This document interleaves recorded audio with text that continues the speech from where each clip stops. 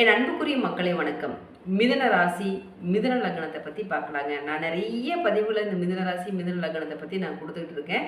திருவாதிரையில் நீங்கள் பிறந்திருந்தீங்க அப்படின்னா சித்தனுடைய போக்கு பெரும்போக்கு அப்படிங்கிற மாதிரி இந்த சூழ்நிலைகளில் உங்களுக்கு இருக்கும். முக்கியமாக இந்த திருவாதிரை 4ஆம் பாதத்தக்காரங்களை பற்றி நான் பேசவே இல்லை. இந்த 3ஆம் பாதத்தக்காரங்களை பற்றியும் நான் அதிகமாக பேசலை.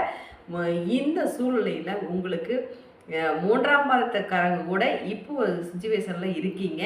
4ஆம் பாதத்தை திருவாதிரை 4ஆம் பாதத்தில் பிறந்தவங்க கோச்சார கிரக அமைப்பு அவ்வளவு சரியில்லாத ஒரு சுச்சுவேஷனில் இருக்குங்க. ரொம்ப ரொம்ப ரொம்ப கவனமாக இருக்க வேண்டிய ஒரு சூழ்நிலையில் இருக்கீங்க. அது மட்டும் இல்லைங்க, உங்களுடைய பேச்சுக்கள் என்பது வாய் பத்திரமாக பார்த்துக்குங்க. பேச்சுக்களில் ரொம்ப கவனம் செலுத்துங்க.